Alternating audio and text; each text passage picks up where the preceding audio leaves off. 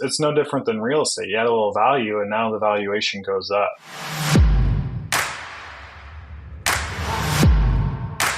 Hey, MU Nation, welcome to the Millionaire University podcast. I am your host, Brian Guerin, and I have a question for you. If you could own a machine that produced $500 per month in profit, would you do it? And what if I said you could do that multiple times over with multiple machines per month? Today's guest does just that. He owns upwards of 25 vending machines that produce anywhere from $500 to $1,500 plus per month in profit. We're talking profit, not just revenue, profit. We're going to talk all about how easy it can be to start a vending machine portfolio, a vending machine route, and start making the type of money that can replace your income and put you on the path to financial freedom. So let's welcome to the classroom, Mr. Mike Hoffman of MrPassive.com. Give us a little bit of context on Mike Hoffman. I know you were in sports, health, and science, and then a little bit in real estate. How did all that parlay into running a vending machine business? Yeah, that's a great question. So it was definitely a journey. I grew up with some parents that worked their tail off back in the Midwest. And so I had this kind of grew up in the entrepreneurial mindset, my dad's own business. And anyway, I got into human performance, studied exercise science in college, got into collegiate strength conditioning, working with athletes. And I was making like $1,200 a month as a strength coach at a university back in the Midwest. And at the time, I was like, this is not 60 hours a week during a football season makes no sense. Those numbers, like, this isn't sustainable to raise a family, which is a priority of mine, take care of my body and my mind, all of those things.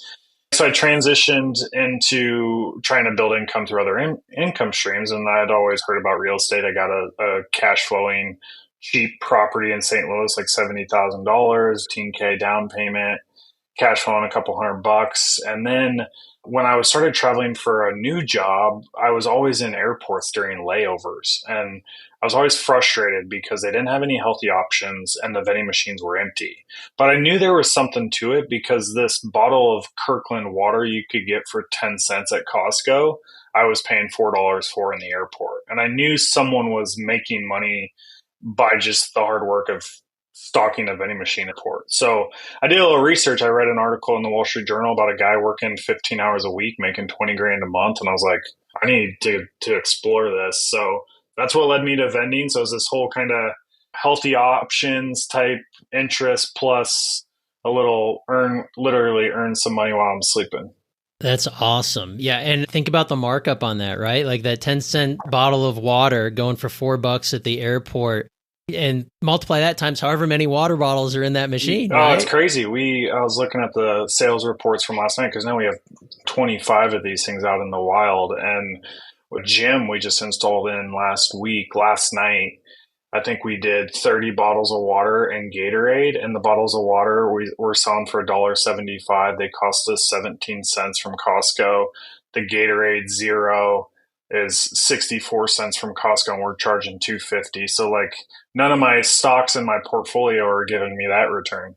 Why vending over real estate? I feel like there's that, like, the wealth is in real estate. We all need a piece of property. We all need to be able to go and have multiple family dwellings and such. But what is it about vending that really took precedent for you over real estate? Yeah, so I think it was when I got second property, I realized the down payments just weren't sustainable with what my W-2 paycheck was making me. I have properties. I just closed on a development project 2 weeks ago. But with vending, there's minimal capital needed. And that's what you think about the benefits you rattle off about real estate. Depreciation. Well, your vending machines are now the car you drive to go stock those machines, the mileage to go to Costco with your daughter if you're getting vending items while you're getting your groceries, like all those things just start to add up. It was a no-brainer type of business model for us. And then also vending machines, people don't realize this, but these $8,000 machines, 95% of manufacturers don't even require a down payment. So the cash flow on the machine, I usually do a 48 or 60 months kind of term on the financing, and I'll pay it off in the first year with profit. That's amazing. So we're talking numbers here. I think the number one question that most of our listeners are going to have is, what is the earning potential of a single vending machine and then a vending route? It's totally location dependent, and that's something maybe we can get into next, is what makes a good location. But installed at a fitness center last week, I was telling you about that one, about $100 a day, one machine. And so that's on pace to do $3,000 in its first month. And then we installed what's called a smart machine. So it uses AI cameras to charge you with what you grab. I got to scan anything like that. And that one's doing over $120. So it's on track to do potentially 3,500. I mean, we literally last night I was looking at the sales and it's finals week. This is a college apartment. It did $210 yesterday. Profit margin, 60%. When you do the math, that's a dividend that pays for our nanny. Yeah, no joke. Okay, so you mentioned location, and then this particular example being in a college dorm area. What are the best locations? How do you pick the location? The simplest level, you want high foot traffic. And you can break that into a couple categories. The first one is obviously residential. So your apartment complexes, 100 plus units. If you get 200 plus units, you're sitting pretty. The second thing is you got what I consider your businesses, so 100 plus employees, and then you got your kind of what I would consider community, your airports, your gyms, your community centers, YMCAs, little kids, gymnastics, like wherever there's just high foot traffic. So I always look at is the parking lot full? If it is, I need to go in and ask to talk to the manager. And so that's why I have this gym. I went by at 9 a.m. I was like, this is interesting. This parking lot is packed. So I came back around 4 o'clock and the parking lot was full again. So I just went in and talked to the manager. And within 4 weeks, we had a signed contract and the machine order. That's really cool. Well, okay. So high traffic areas, a minimum unit count if you're looking at a residential building. So for me, naturally, I need to know, how do I get into these locations? What's the strategy on that? Locations are the limiting for people to grow a business. So you need to really prioritize. If you think of 80-20 rule, 80% of your focus needs to be on the front end development of finding locations. So there's a couple strategies. You can obviously do pop-ins. I think that weeds out a lot of your competitors because humans are lazy. They don't want to talk to other humans they don't know. So that automatically gets you ahead of the game. Then you can follow up with an email, a marketing flyer, and then also tap into your network. I know, Brian, you're very connected in kind of that Ohio region. So there's got to be people because then you have the revenue share side of this that makes it a win-win for the property where you'll give them a piece of the revenue. So now they're making revenue and they're not the ones stocking the machine, ordering the machine, maintaining the machine, that whole kind of what they consider. They're already having pain points of relying on their employees to show up for work, yet alone get the tasks done they need to do. And I imagine a lot of these locations, and correct me if I'm wrong, but it seems like vending might not be a high priority on their to-do list, right? If you're managing, let's say, a 100-unit complex, there's probably a lot of other residential problems you're dealing with on a daily basis. Does that make it easier as a vending route owner to hop in there and be like, hey, do your residents need this? Yeah, it's a double-edged sword. So it makes it easier in that if your competitor tries to email them about vending, they're probably not checking their email. But if you pop in and you catch them in between meetings or you grab their business card and then email them, and then naturally they're going to respond to you if you made the effort to come by and they weren't available to meet with you. So there's that side of it. But then there's the other side of they are putting out fires all day. I laugh because you talk to these managers and it's, some drunk kid last night left the shower on in the 4th floor, out of the 3 floors below them. They're not worried about what snacks are in your vending machine in the game room. They don't care. They want it out of sight, out of mind. It's an amenity. Brian's running that machine. He doesn't make revenue if that machine's not stocked. So that's kind of the skin in the game side for you. So they just want to know that that's a service that keeps the residents happy or the employees happy, and then they can worry about their day job.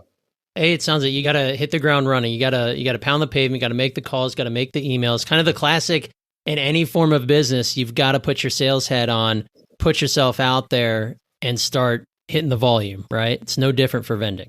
Exactly. Yeah. In fact, how I got my first location is we had a connection with an apartment complex next to the university here.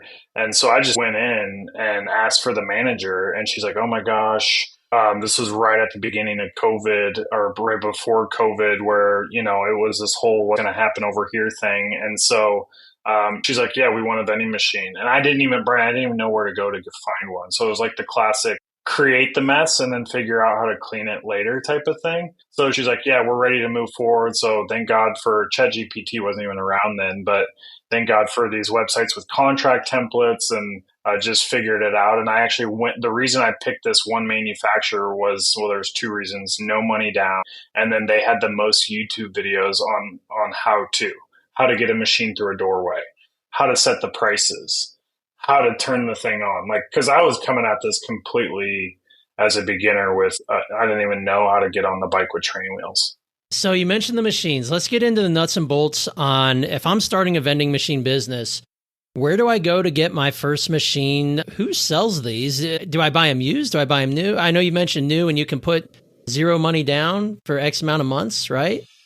What's the move there? Depending on the location, you can do new or used. Now, if you're high rise in downtown Dayton, they're probably not going to want the used machine you find on Craigslist because it's old, ugly, and bulky. They want the modern kind of smart, cooler look that's aesthetically appeasing, all of those things. But if you get a gym that's rusty, dark, they're not going to care. And so you can get that used one off of a used website. There's all kinds of websites out there. Even Facebook Marketplace has a ton of these things for sale.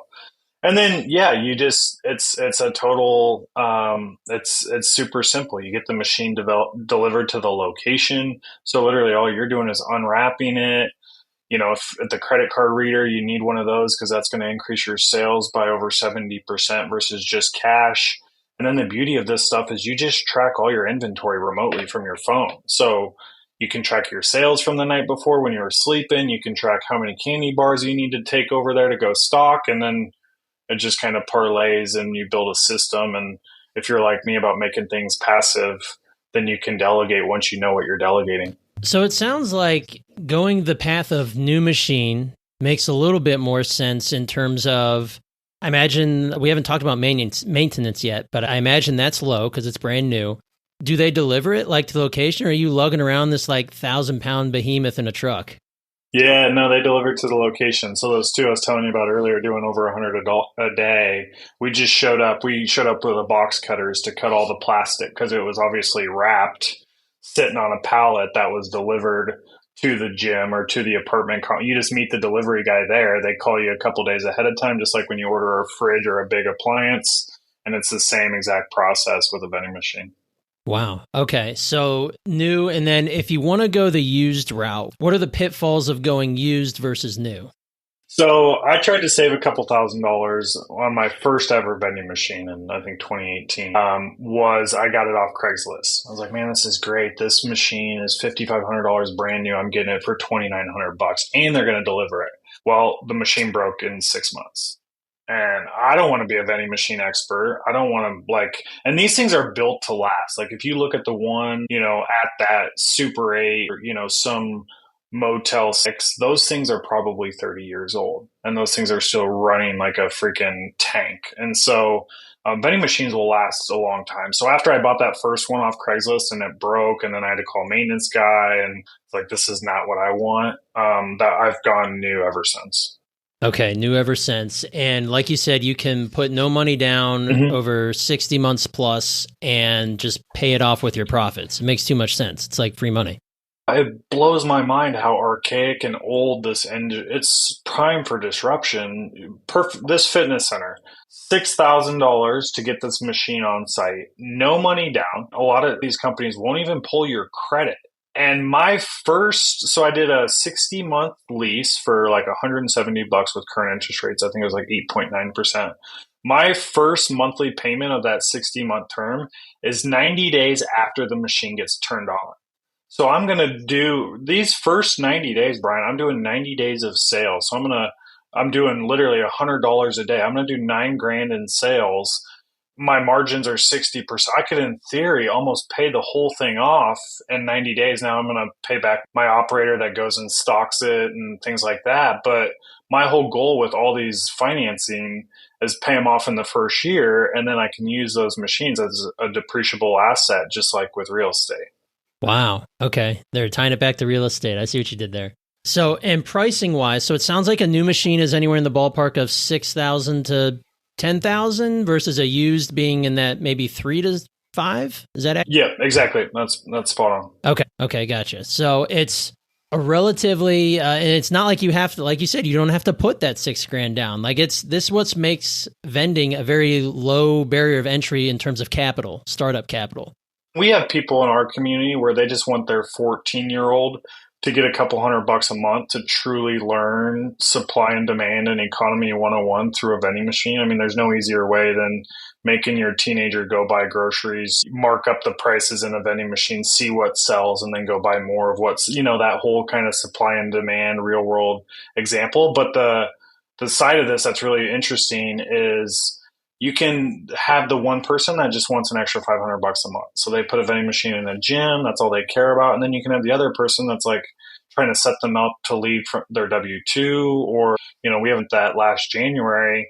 He reached out to me. He's like, hey, I just lost my job. Can you help me build a vending route up in Minnesota? And he's up to 35 machines now doing over 30 grand a month. But he was very motivated, very hungry, like I got to provide for my family and I just lost my job. Absolutely. That's incredible. So let's talk about what goes into these machines. I know in my mind, when I think of a vending machine, I think of the traditional, it's got your candy bars, your bags of chips, your goldfish, what have you. But I know going through airports or being at my own gym, I know they have a vending machine. Maybe they need a new one. I should look into that. But they have all sorts of sports drinks and kind of like power bars, you name it. What sells the best? What do you guys pick? And what are like some of the higher end stuff? I've seen like salad vending machines. It's crazy. Yeah, there's the farmer's fridge machines are getting a lot of visibility in airports these days. So it's totally location dependent. This gym versus college apartment example from the last week. It's interesting because the college apartment, community, it's a lot of like no sugar Alani, Celsius, like the younger crowd, the yerba mates that really want the healthy items and then you got the late night munchie crowd that's going after the bags of Skittles and the big, like what I call movie theater size bags of candy. And then from the gym side, I mean, we're selling everything from a bottle of water for, $1.50, $2 to 2-gram protein shakes for $6, where the muscle, the bodybuilder is viewing that shake as a meal replacement. So you're kind of catering to the audience of where the machine's at. I mean, I was just at the National Unattended Retail Conference 2 weeks ago in Dallas, and they were showing me, Amazon was showing me the Just Walk Out technology. And they're going to put this in the Bengals stadium. They're going to put this in, the Reds concourse where you go grab your pizza and your Mountain Dew. There's AI cameras right above you, and whatever you grab, just like in an airport, you don't have to talk to anyone. You don't even have to check out because it's going to unlock and lock based on your credit card info to leave that area. So is that if you utilize like Apple Pay or something, it's going to like read your card? Yeah, exactly. So they have them even in the Denver airport right along the wall. It's a gate that opens once you put your card in, like the Amazon Prime or the Whole Foods kind of concept they were testing. That's where it started from, this technology. So the gate will open.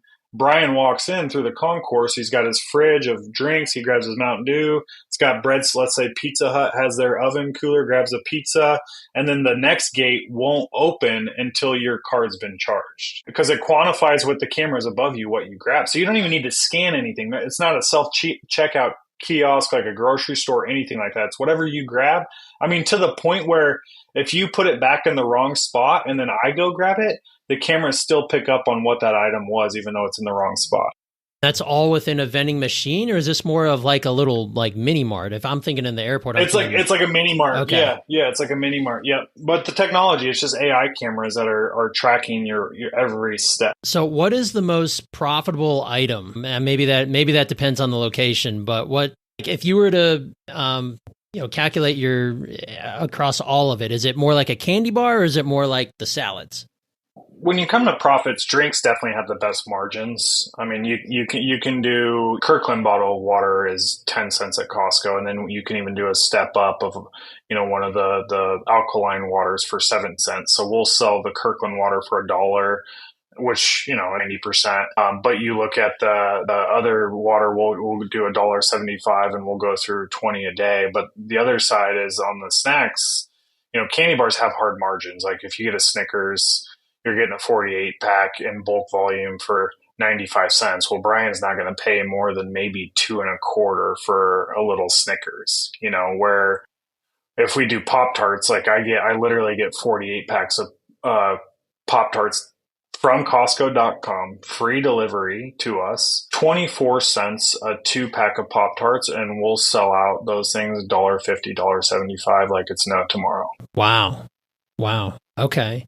So you keep mentioning Costco. It sounds like where you get your stock is literally from Costco, like a Sam's Club, and you use the free delivery. And where do they deliver it to? Does it come to your house? Do you have an office space where we're going to talk about your stockers next, but how does that work? So it's kind of the evolution of your vendingpreneur journey. When you start out, you're going to get it delivered to your house.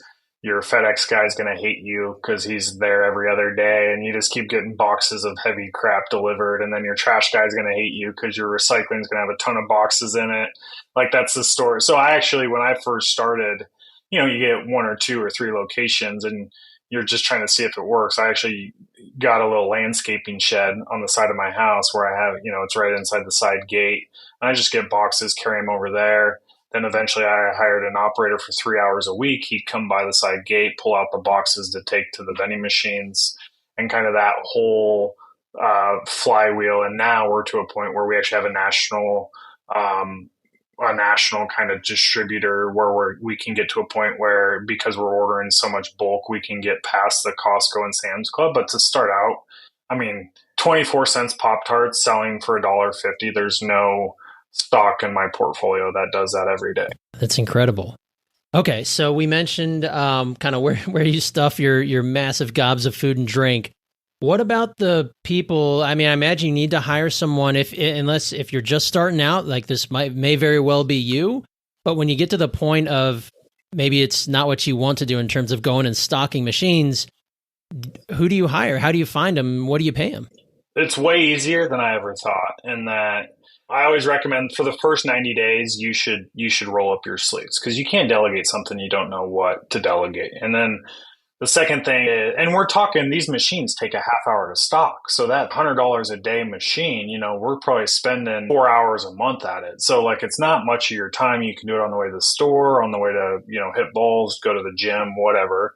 And then when you hire someone, so I posted an ad in Craigslist, and it was the classic under the gigs section, which was, I guess, all the DoorDash and Uber Eats and all the delivery driver ads. I didn't know this at the time, but it was, I don't care if you do it on Sunday, Tuesday, Friday, doesn't matter. I don't care if you do it at 6 a.m. or 10 p.m.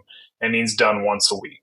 And I'll pay you an hour, even though it's going to take you a half hour. $20 an hour. I'll bump it up to 25 an hour cash once you prove yourself in 90 days. I had 40 applicants in 2 days. 40. It blew my mind. I was in Eugene, Oregon. We're not talking like we're in Columbus or Cincinnati. Like, I was just, and it wasn't all college kids either.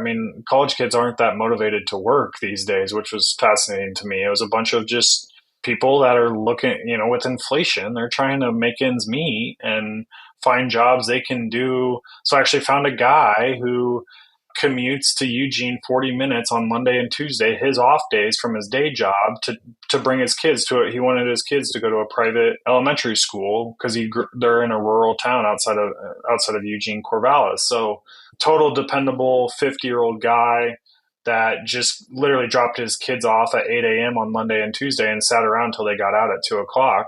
And he was looking for some side hustle. And I was like, that's perfect. You can stock the machines either of those days. I don't care. It just needs done once a week. Yeah, that's incredible.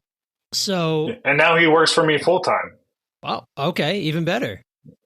So I was able to grow the route so quick that we could bring him on and he could leave his day job. So wow. Now he gets off at 2 every day. That's so cool. See, and now you're providing like an awesome lifestyle for this guy that fits him and his family's needs just fine. Oh, it's perfect. Yeah, it's great. He wanted to work on Monday. I was like, no, it's Memorial Day. The machines, if they run out of Snickers, they'll just buy a Twix. Yeah. It's not like the toilet broke in your rental. Oh, goodness. Yeah, that's awesome. Right. When it comes to knowing when to restock, we talked for a hot second about the technology that you use. You said you can pull out your phone, and is there a piece of tech? Is there an app that you utilize that says, hey, machine number 7 is low on X, Y, and Z? How does that work? Exactly. You have an app where you're tracking all of that. So you're tracking sales. They have what's the back end will either, depending on which type of machine, it'll be like warehouse or inventory. So you'll know, okay, I have a 14 motor that holds Snickers and we've sold 12. So there's showing two for Brian to buy. So Brian, the customer, doesn't know that it's running low, but you can go backfill those 12 before it shows zero. And you're all tracking that on your phone. So when you start out and you're doing it yourself, you just look at your phone while you're in your little landscaping shed or your garage, and you're like, okay, I need 8 Twix, 5 Snickers, 5 Celsius, 3 Alani, 10, and you just throw them in a bucket, and then you just throw the bucket in your trunk, and you go do it on your time. That must give you a huge competitive advantage of, and this is one of my next questions, but existing vending machines or existing vendors with machines in however many places. If you were to go into like a residential complex and the vending machine is always empty, but it doesn't have that tech, that's a huge advantage for you. It's crazy. There's so many, you want to talk about a lot of your episodes about buying boring businesses. This industry is so prime for disruption. Like everyone always say, oh, well, my market's saturated. And it's like, yeah, you're right. It is saturated because 9 out of 10 leads our cold calling team will find, they already have vending machines. And guess what? Those property managers are pissed because those things are sitting empty. And do you want to know why they're sitting empty? Because they have no credit card readers. So the only way to track inventory is by driving by that machine. Yet alone, let's say this machine's in the airport. They're not going to go just swing by the airport and swing through security just to see what to stock this thing with. Where there's things called like, get off your flip phone. We got some iPhones these days. I bought a route remotely in Chicago last month. And, the guy I bought it from, we're in 3 of their properties, but their group manages 4. So right away, I bought this route, and I just went to the manager and asked for an intro to their fourth. The fourth called the first 3, and they vouched for it. Now we just added to our route, same decision maker, just from and you never know who somebody knows or who they're connected to or with. Maybe that guy who had 3 on that route, he happens to own 5 other complexes and he just doesn't have vending there. That's all brand new business right there. Exactly. It's that whole power of influence. I mean, gyms are a perfect example. How many, you get in with Planet Fitness in one town and now you just got the whole region because it's probably the same decision maker. So you brought up a good point. I might be hopping around here, but you said you bought this route. That really piqued my interest because I hadn't thought of that. So there's these routes, you have a ton of equity in these routes, right? The bigger they get, the more valuable they are. So first of all, explain to me what's kind of the multiples that you can achieve for a route, and then how do you go about finding them and seeing if you can buy them up? And is that part of your strategy? Yeah, it totally is. So that'll definitely accelerate. If finding leads or good locations is the limiting factor, that's the whole goal of and the value that buying a route that already has locations for you kind of accelerates that. But a typical multiple is 1.5 to 2x yearly revenue. And I think if I had to guess where the industry is going in the marketplace of vending, there's going to be a huge consolidation in 2 to 3 years because now people are starting to see how lucrative it can be, and anyone with no vending experience can get in the door with minimal capital. And so these national accounts that still have the archaic old school mindset are either going to need to get with the times or start snatching up these new vending operators as businesses. And so there's going to be a natural consolidation, kind of like what happened with self-storage. But 1.5 to 2x multiple.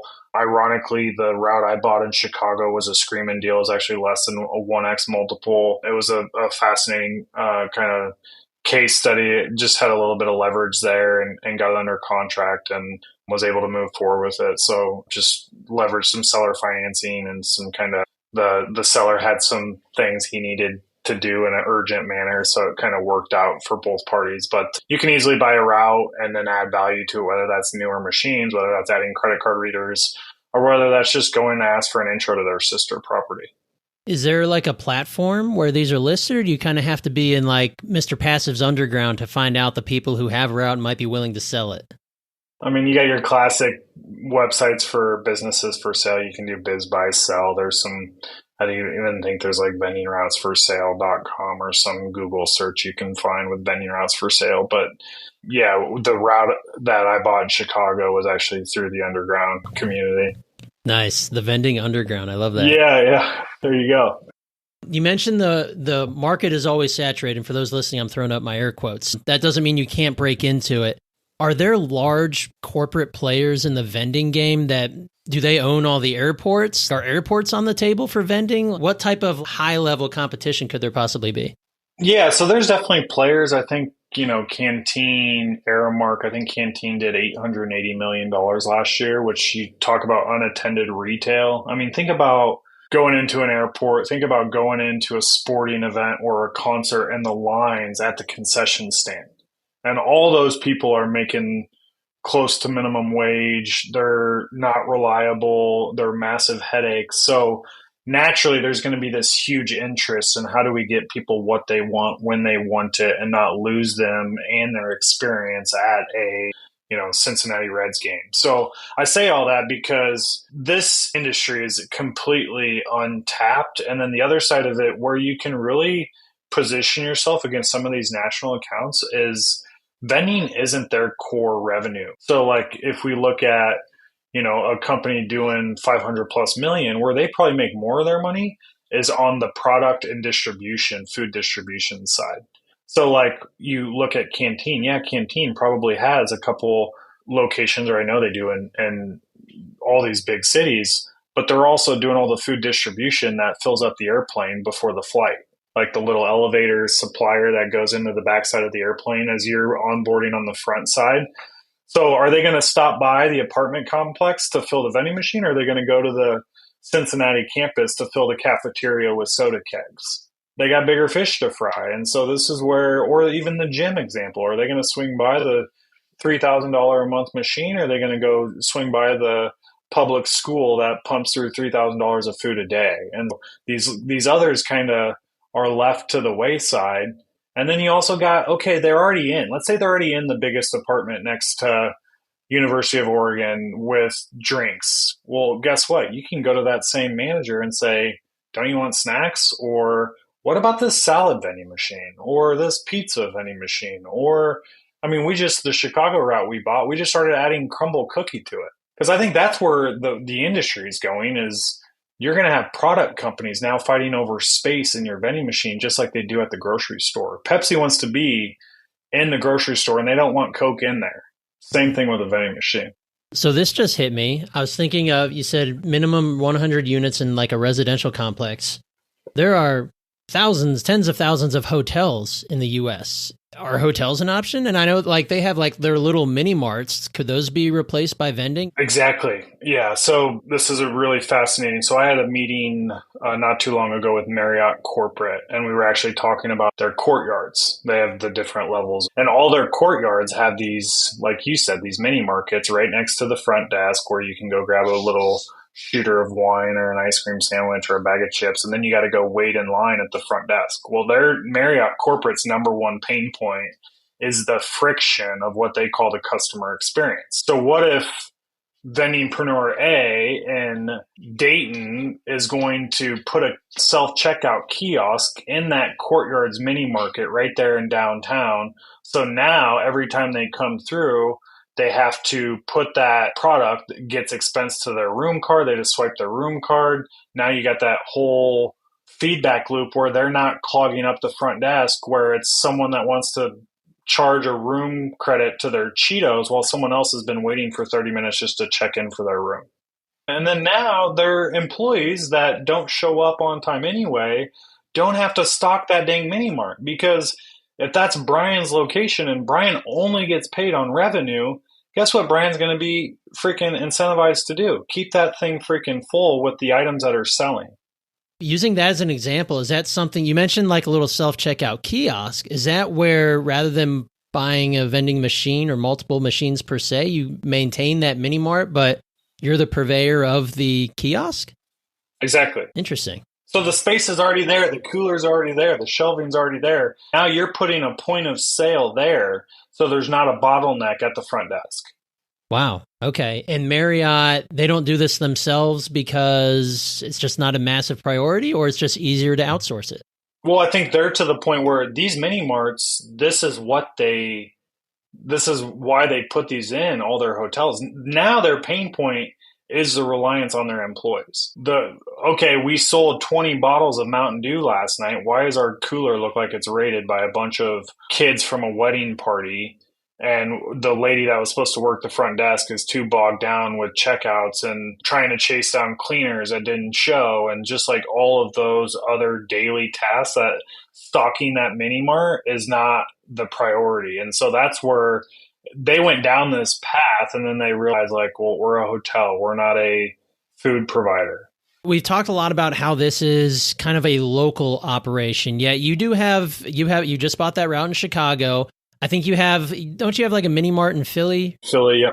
Right outside Philly. So does it really need to stay local to the vendingpreneur, or is this something you can really take outside your general area, whether it's an hour or 2 hours or 10 hours? If you know what you're doing, it's a playbook that can be ran anywhere. And if you have people, you need boots on the ground you trust. That's the root of it. You need an option A, you need a Joe Burrow, and then you need that running back and the receiver in case Joe Burrow gets hurt. So that's like the kind of the root of, I would never recommend trying to run a route remotely if you haven't done it locally, because back to the delegation thing, like how are you going to, that's just a whole nother variable that you're not really experienced with. Well, and for those listening that might be inspired by this, you don't necessarily need to go outside of your local area, right? Is there depending on where you are, there should be plenty of options in your, within an hour of you, to where you can still have the opportunity to start this business from the ground up. Exactly. Yeah. And then you start where you're at. And if you got a buddy that's like, wow, this is amazing what you've built here. I live in Tampa and I think it would crush here. Maybe you start to build out a whole separate business, leveraging the same playbook. And now you're going into business with someone, but now they're doing more of the, there's so many angles to really scale this. I love it. And time-wise, you mentioned a little bit earlier that about 4 hours a month per machine in terms of stocking. Like, I'm thinking of this from somebody who maybe they're at a day job, or maybe they're working part-time and they're looking to start this vending business to start replacing that. What's the time commitment from day one when you buy that first machine? Is this doable if you have a 9 to 5? Can you maintain it while you're still maybe raising a family too? Yeah, absolutely. I mean, there's so many ways to parlay this and make it part of your family life. We have 2 kids under age 3, and every Saturday I have a daddy-daughter date where my wife and I go to Costco. Back when we were stocking ourselves and getting all the product ourselves, we literally would get our groceries in the main cart and throw all the sodas and chips and stuff in the bottom of the cart. And then, because you got about a half hour to order inventory a week, and then a half hour per machine to stock a week. And so I just, you do the math, but a machine that's doing, let's say $1,500 a month, that's $300 for $350 a week. What's that hour a week of time worth to you? And then you get 2, 3, 4. And now for us, we got into it. So we didn't want to change our lifestyle with kids. So it was more like the first one's going to pay for our babysitter. The second and third one's going to allow us if we want to have a nanny for our second kid. It was like, do you want to get whatever, the gym membership or yoga thing? Like, we're big on this whole health and quality of life focus. So we've talked about a lot of numbers today. I want to kind of lay out the hard math for our listeners and for myself, quite honestly. I've learned not to do math on air, but I think we're about to do some. So you just mentioned that a good machine is producing roughly $1,500 a month, or call that an average. Is that fair? Yeah, I think so. Okay. So with $1,500 a month in gross, you have into this machine roughly anywhere from $100 to $300 payment. Is that accurate? Yeah, it's definitely not 300. I would say $100 to $200 depending on interest rates. So like rates are, they're a little bit higher right now. So my machines from 5 or 6 years ago, $110. My machines I ordered for last week, $170 a month. Wow, that's incredibly affordable. Okay, so you have the 1,500 gross. You've got that 100 to 170, 100, 200 in the payment. What do your numbers look like in terms of the stocking cost and then your stocker? What are we looking at in terms of profit each month from that 1,500? Yeah, so if we start out 1,500, right away your cost of goods is going to be 35%. You can get lower to 30, closer to 30% if you find good deals. Right now there's a big Memorial Day sale at every freaking grocery store where you can get, your third case of Dr. Pepper for free. So it'll lower your Kansas soda down to 37 cents that you charge $1.50 for. So if we got 30, let's say 35% cost of goods, so 1,500, 30% of that, 35% of that's, I don't know, 600. Then you got $170. Let's just round up and say 200 in machine costs. You're going to put an extra 30 towards principal. Now you're at 800, and then the rest, if you're doing it yourself, is profit. I forgot we do have a credit card fee of $15 to $20 a month. So we're right at, let's say, $825, and then the rest is profit. So that's $700, $675 is profit. If you hire an operator to stock that machine once a week for 30 minutes, you can be a stickler and pay him for 30 minutes, or you can be a nice guy and round up for an hour of his time. So that's 4 hours at $25. That's another $100. So right away you're at 825, 925. You're profiting $575 with no money down. Okay, 575 with no money down. That's a nice little side income, right? Now let's say you parlay that into 2 machines, you're already over $1,100. And I mean, you just do the math. Let's say you end up with 5 machines, you're doing just under $3,000 a month in profit. That's your take home. This can get lucrative quickly. Yeah, I mean, the 2 machines we installed last week at the fitness center and the college apartment are doing over $100 a day. We did 210 at the one yesterday. So, I mean, that's $3,000 a month in revenue, 1,500 in profit, just 2 machines right away. That's almost a W-2 after taxes, that, equivalent of an $80,000 salary and then the crazy thing for us that I didn't really factor when I got into it was the equity side. So if you get that portfolio going, let's say you get it to $5,000 a month in revenue, $2,500 profit, side hustle, let's just say 50%. That $5,000 times 12. Now your daughter's gone to college and you don't have the teenager to run the route anymore. Now you got $5,000 times 12, $60K in equity. You sell that for 2x. That's $120,000 just from equity of a route you built. Wow. This is money where you can start stacking these to replace your mortgage payment, to replace your debt payments, to replace your card payments, whatever it might be. Or maybe max out your IRA, right? Drop a $6,000-7,000 into your IRA every year from your first 6 months profits. Exactly. I mean, we have people that are using it to fund their FBA startup. So now they have the cash flow from the vending to pay for the inventory for their more risky FBA.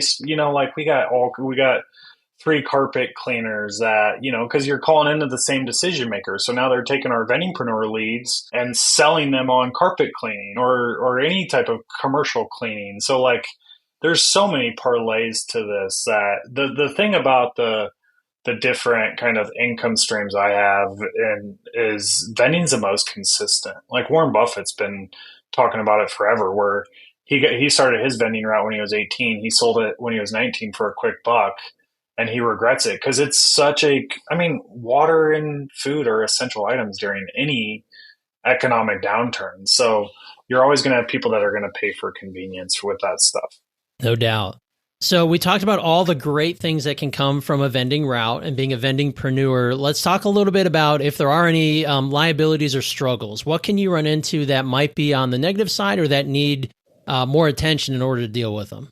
Yeah, so there's always liabilities in every investment. So definitely not oblivious to that. I think the first liability is it's not a get rich quick scheme. I always say that if you're looking to leave your day job tomorrow, like go invest in crypto and good luck, throwing it in that. I mean, I just like vending is such a numbers game and it's so simple. You go do 10 pop-ins by pounding the pavement and going into 10 places. You're probably going to get 3 that are interested and you'll probably get 2 that sign up and you'll get 7 that tell you no. So it's just like baseball. If you hit 300, you're an all-star and you just got to get used to being told no, or we're happy right now, circle back in 6 months. But then you get rolling and everyone thinks, oh, well, what about the time side of it? Like the time side of stocking and buying inventory is so easy. You can hire a VA for a couple bucks an hour that can order your inventory for you. You can literally,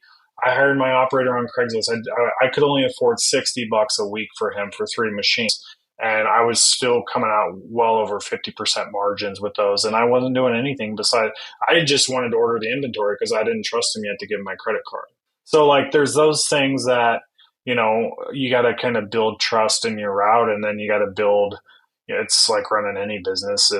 If you or I or someone gets hit by a bus, like, can it run itself? And if my operator gets hit by a bus, can it run it? Like, so you got to always have those plan Bs and Cs ready to go just in case. Right. This is so cool. Well, we should probably start landing the plane here. I could sit here and talk with you all day, Mike. This is awesome. But what to round it out here, what is the outlook for vending? What does it look like in the next year, 2 years, 3 years, 5 years? Yeah, I think it's going to go to this whole unattended concept, and it's already going there. Amazon's kind of pioneer with the just walk out technology, but I think everything is going to be frictionless. You're going to go grab items. You're going to go check out. You're not going to talk to anyone. You're going to get charged for what you grab. There's no like, you go raid the store and you run off. Like, it's going to be you're going to use your card to unlock whatever that place is. I think that's the future of it. Yeah, there's going to be a lot of disruption. You're already seeing it on the machine side, these old, big, bulky machines where you enter in a code for a soda and then you got to enter in the code again for a snack. It's like, I'm going to grab my Cheetos, my soda, and I'm walk out and I don't talk to anyone kind of concept is going to take over. Yeah. So the market is ripe for disruption, as you've already said. Now's the time to get in. Yeah, and then digital ads too. I'm a firm believer with these new modern marts. There's going to be video boards think of a luxury apartment in, Chicago in the Loop that we just bought. Now we can go to the Cubs and be like, hey, the Reds are in town this weekend. Do you want is high end residence and attractive to you? Like, what do you want to pay for ad space? How much time do you want on there? And then you can just set that. And now your margins on digital ads are freaking 95%. And then you got people fighting over that shelf space. So they're going to want the digital ads. Plus they're going to want space. So when you run the ad, they have somewhere to go buy it. This is so cool.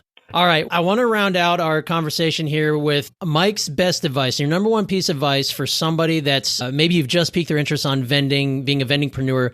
What's the number one thing that you can send them off with today? Professional persistence. You're always scared to send the follow-up or scared to kind of pop in somewhere. And so I just come back to, whatever I bought, like a car I bought, it was always a sales rep that wouldn't leave me alone.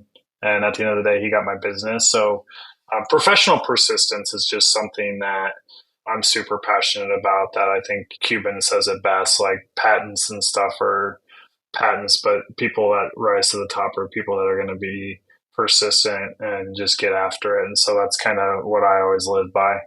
I love it. That's fantastic. All right. Well, Mike, thank you so much for your time today. How can our listeners find you and get in touch with you, maybe connect or check out everything that has to do with Mike Hoffman and Mr. Passive? Yeah, so you can definitely come to Mr. Passive's website. I'm big on Instagram and YouTube, Twitter, all those kind of social media channels as well. I'm always pumping out just free content and a little behind the scenes of cost of goods versus what it sells like in the machine, or the digital ad stuff or any of that, just to share with the following. Wonderful. And that's MrPassive.com, right? Mm-hmm. Yep, exactly. Okay, fantastic. Well, thank you so much again, Mike. This was an absolute pleasure. And to all the MU Nation listeners out there, I hope we piqued your interest with this. It sure did for me. So thank you again, Mike. I look forward to speaking with you again in the future. Thanks, Brian. And thanks for what you're building at MU.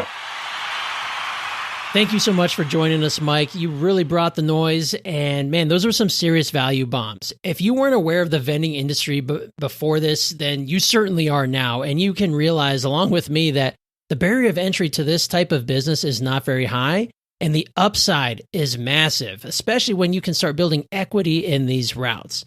Thank you to our sponsors for allowing us to produce this awesome content. And thank you to our listeners for tuning in and day out. We appreciate you, and we hope that you reach out to us whenever you want or need us. Hit us up at support@millionaireuniversity.com. or find us on your social media accounts. We are everywhere. All right, folks, you all keep crushing it, and we'll catch you on the next episode of the Millionaire University podcast.